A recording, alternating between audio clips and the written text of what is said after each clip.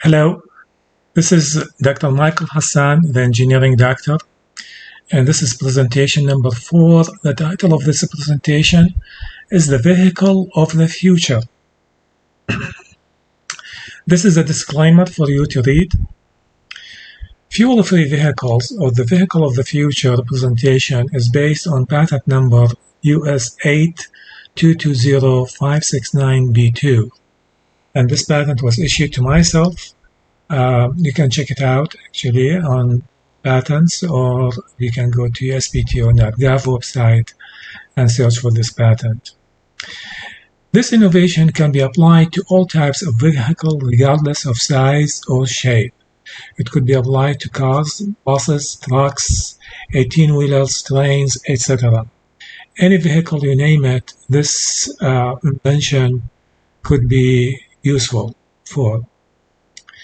The fuel-free vehicle, as the name implies, it's an electric vehicle with batteries, so it is really an electric vehicle based on batteries, but the batteries mainly do not need to be recharged. The invented vehicles do not use any kind of fuel, no fossil, no biofuels are needed. The invented vehicles are 100% green with 0% carbon emission. The invented vehicles perform as good as or better than fossil fuel-driven vehicles. The invented vehicles produce very high horsepower and may be much higher than fossil fuel vehicles the same class and size. The cost of fuel to run the vehicle for its entire lifespan is zero. Not only fuel, also, as we said, it does not need electricity. No oil change is required for the entire lifespan of the vehicle, since the invented vehicle is combustion engine free. The electric motors. The invented vehicle is propelled by at least one electric motor, and this could be AC or DC, and has a polarity of rechargeable batteries to supply energy to motor or motors and other vehicular functions. The vehicle may have one electric motor for the whole vehicle, one electric motor per axle, or one electric motor per wheel. Sources of energy.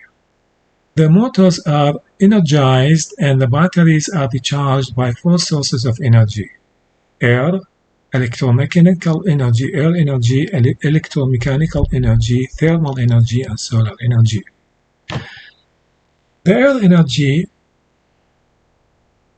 or wind stream surrounding the vehicle is aggregated from the front, top, right side, and left side of the vehicle, based on Bernoulli's principle shown in this diagram. The air is steered into a funnel-like air ducts to amplify its kinetic energy by many times.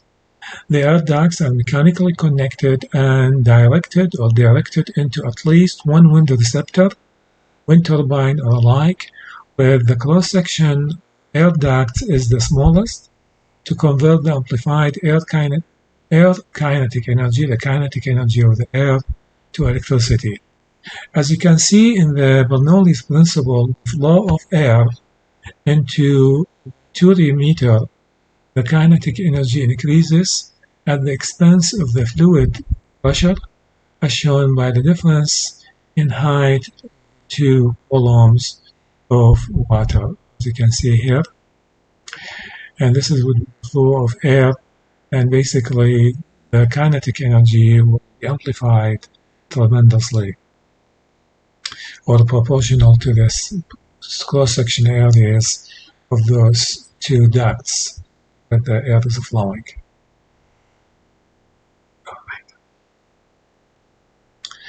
The second source of energy to the vehicle will be electromechanical, so at least one electric generator coupled to an axle, whereby the rotation of the axle powers the generator to create electricity.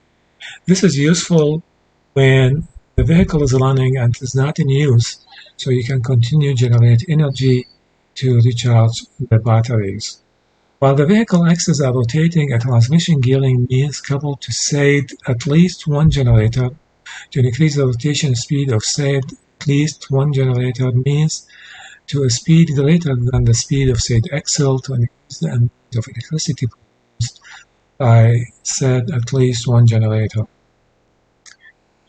The first source of energy is thermal. Thermal energy is radiated from surface of the roads and streets and from the air surrounding the vehicle.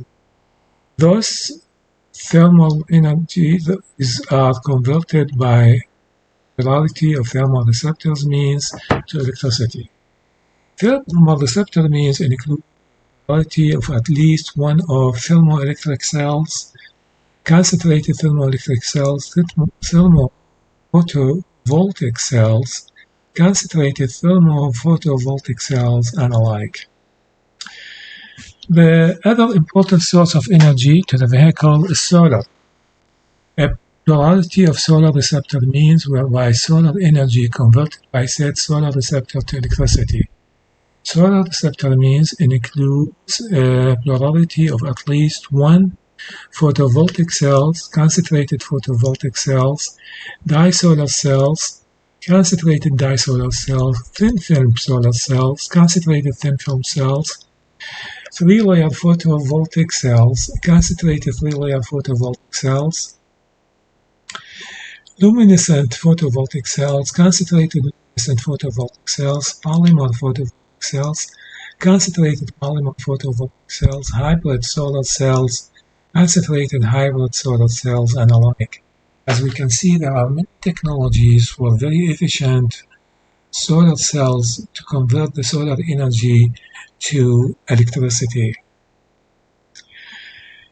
Embodiment and designs. The invented vehicle can be designed with countless number of embodiments based on a number of types of energy sources used, number of wind turbines or the like used, number of electric generators used, number of electric motors used to propel the vehicle.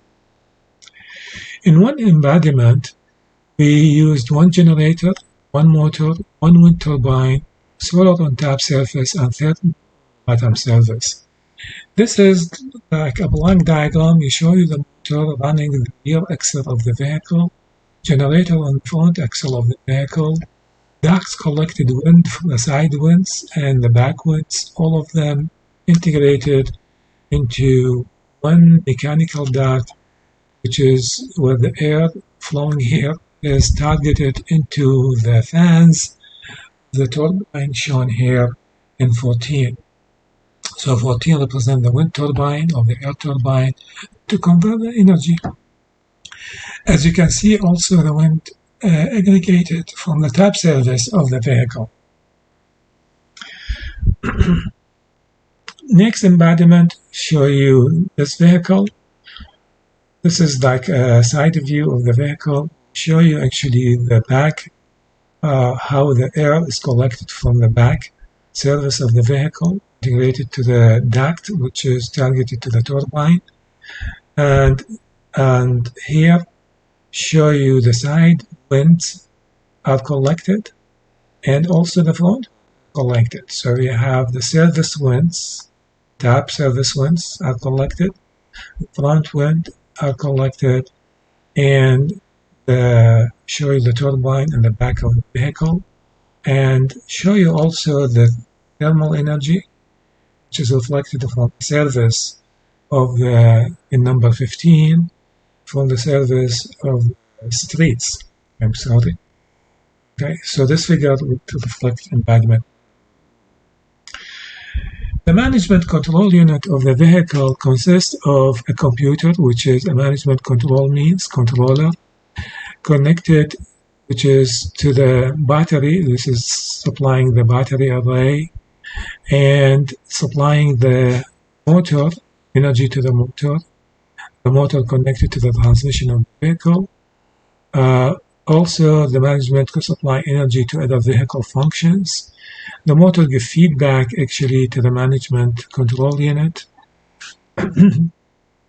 Also, a potentiometer connected to the management control unit. And this is basically interface with accelerator pedal. We have a 12-volt accessory accessory battery, this 12 volt, which will run the functions of the vehicle like lights and alike. Solar power source, which is input to the management control unit. Thermal power source, and the wind power source, and the electric generator source, and light the vehicle. We may have an emergency power supply in case the vehicle is away from service for a very long period of time, like to start the vehicle. So you may really charge the batteries externally. Hopefully you will never need this at all, but just in case, this is like a standby emergency power supply unit. This is 120 to 140 volt AC, 50-60 hertz supply energy to recharge the batteries just in case. Next slide, we'll have embodiment number 2, where in this embodiment we use 1 wind turbine, 4 motors, 2 generators, thermal on bottom and solar on top. So the wind turbines is the same. It's 1 wind turbine with the winds aggregated from the sides, from the back of the vehicle and from the front of the vehicle. All aggregated into duct, which is the duct will have lower and lower size until it's targeted to the fans of the turbine. We have 2 motors, 4 motors, 1 motor for every wheel, and we have 2 generators on the front axle and the wheel axle of the vehicle. And again, embodiment number 2 is shown in the front view or side view of the vehicle. Okay, this is very similar. Motors are not shown here, unfortunately, but it's very similar to the motors, and generators are not shown. We have 4 motors and 2 generators in this vehicle, and 1 wind turbine. As you know, wind turbine really is quite expensive. So whoever is going to build this vehicle, the turbine has to be manufactured locally to avoid any further cost. Embodiment number 3 uses 2 wind turbines, 4 motors, 1 generator, thermal bottom service and top roof, and solar on top side, front and rear and trunk. So we are using solar for the vehicle. Again, here we have 1 turbine. The front 1 turbine, which is triggered by basically the side winds, okay, and the back winds will be directed to another 1 turbine. We have 4 motors, and we have 1 generator here on the front axle of the vehicle. Embodiment number 3. Again, embodiment number 3 is shown here, where the 2 turbines are shown, 1 in front turbine and back turbine, shown in the side view vehicle. In the 4th embodiment, we use 1 motor, 2 wind turbines, 4 generator, thermal on top service, thermal on bottom service. Again, we see here 2 wind turbines, 1 at the back and 1 in front, and 4 generators. On every wheel there's 1 generator, and there is a motor basically, which is the vehicle will have 1 motor shown number 34 right here up front, which is a front axle drive. Okay, and also we collect the thermal energy and the solar energy all over the vehicle. And this is shown here. This is the thermal energy, number 15. The solar energy is shown, number 13, all over the vehicle, side, tab of covered solar cells. And embodiment number 4. Other embodiments, we could another useful embodiments, I would say. 1 motor on 1 turbine, 1 motor on 2 wind turbines, 1 motor on 4 wind turbines, and 2 motors and 1 turbine. We could have 1 motor, 1 turbine, solar on top service, 1 motor and 2 wind turbines, solar on top service, 1 motor and 4 turbines, solar on top service, 2 motors and 1 turbine, solar on top service. And as you can see, we can generate many embodiments, and the most efficient, least expensive one, best, and the best one really is explained in embodiment number 1. As you know, as we said this earlier, to reduce costs, we use really wind turbine as much as possible, as well as we reduce the number of generators and motors used. So this is our presentation, and I would like to thank you so much. Please subscribe. See you soon. Sincerely, Dr. Hassan. Thanks.